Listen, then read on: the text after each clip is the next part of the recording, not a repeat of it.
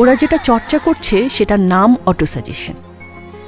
Autosuggestion হলো কিছু কথা, কিছু ভালো কথা, নিজের শক্তি, সামর্থ্য, মেধা সম্পর্কে, বড় কিছু করার সম্ভাবনা সম্পর্কে, রোগ, শোক, ভয়, ব্যর্থতা, হতাশা, দুর্দশা লাঘবের ক্ষমতা সম্পর্কে। ফরাসি মনোবিজ্ঞানী ডাক্তার এমিল কোয়ে তার ক্লিনিকে রোগীদের রোগ নিরাময়ে প্রথম অটোসাজেশন প্রয়োগ করেন 1910 থেকে 1926। এই সময়ে তিনি মাইগ্রেন, মাথা ব্যথা, বাত ব্যথা, অ্যাজমা, প্যারালাইসিস, তোতলামি, টিউমার, গ্যাস্ট্রিক আলসার, অনিদ্রা থেকে হাজার হাজার রোগীকে ভালো করেছেন অটোসাজেশন প্রয়োগ করে। Day by day, in every way, I am getting better and better. কোনো ওষুধ লাগেনি। প্রতিদিন 2 বেলা একাগ্র মনোযোগে বলা এই কথাগুলোই রোগকে করেছে নির্মূল। বাংলাদেশে অটোসাজেশনের পথিকৃৎ প্রফেসর এমইউ আহমেদ। তিনি অটোসাজেশন প্রথম প্রয়োগ করেন খোদ নিজের ওপর।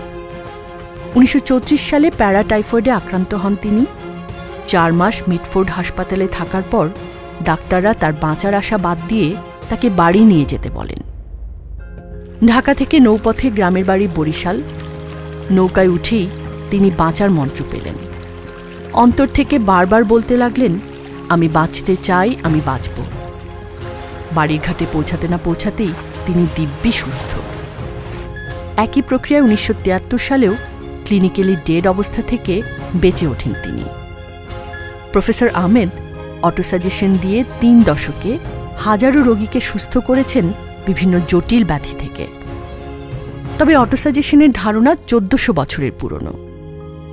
নবীজি সাল্লাল্লাহু আলাইহি ওয়াসাল্লামের একটি হাদিস হল, কারো সাথে দেখা হলে সালাম বিনিময়ের পর কুশল জিজ্ঞেস করলে বলবে, শুকর আলহামদুলিল্লাহ, বেশ ভালো আছি। বৈজ্ঞানিক বিশ্লেষণের অভাবে কথাটির অন্তর্নিহিত তাৎপর্য তখন বোঝা না গেলেও মনোবিজ্ঞানীরা বুঝতে শুরু করেন 20 শতকে এসে। নবীজি সাল্লাল্লাহু আলাইহি ওয়াসাল্লামের এই শিক্ষাটি আসলে একটি অটোসাজেশন, যা মানুষকে সাহায্য করে সর্বাঙ্গীন ভালো থাকতে।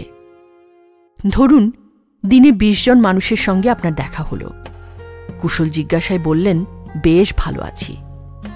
এভাবে প্রতিদিন 20 বার করে আপনার মস্তিষ্কে ভালো থাকার বাণী যাবে। মস্তিষ্কে তৈরি হবে ভালো থাকার তরঙ্গ। ফলশ্রুতিতে ভালো থাকবেন আপনি। ভাবছেন, সামান্য কিছু শব্দ কিভাবে জীবনে পরিবর্তন আনতে পারে?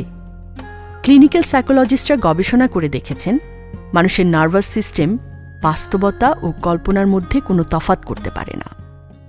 বাস্তবে একটি ঘটনা দেখলে যে ব্রেনওয়েভ সৃষ্টি হয়, সেই একই ব্রেনওয়েভ সৃষ্টি হয় ঘটনাটি কল্পনা করলে।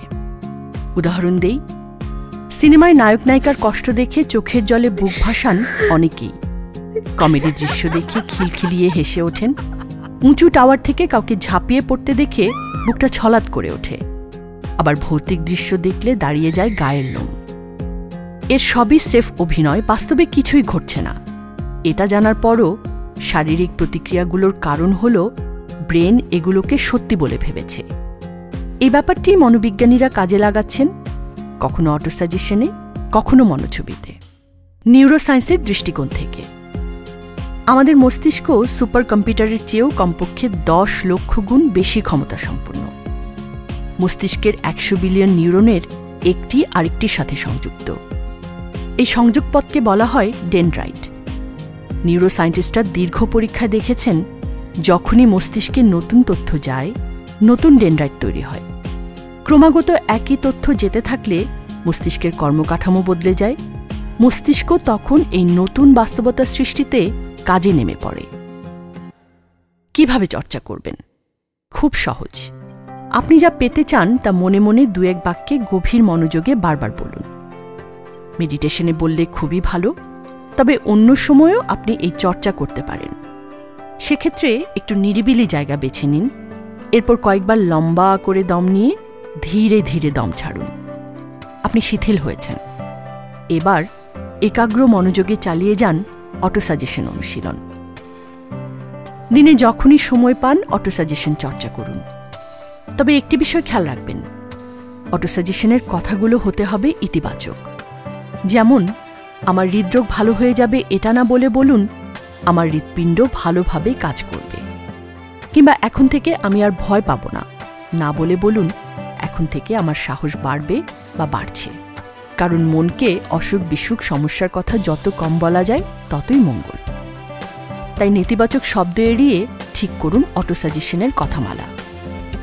প্রয়োজনে জীবন বদলের চাবিকাঠি অটোসাজেশনের 1001টি অটোসাজেশন থেকে বেছে নিন আপনার প্রয়োজনীয় অটোসাজেশন। আজ থেকেই শুরু করুন এর অনুশীলন। যত আন্তরিকভাবে অটোসাজেশন অনুশীলন করবেন, তত আপনার মনোদৈহিক প্রক্রিয়ার সৃষ্টি হবে নতুন অন্ত অনুরণন। নীরবে নিঃশব্দে ভেতর থেকেই বদলাতে শুরু করবেন আপনি। বদলে যাবে আপনার জীবন।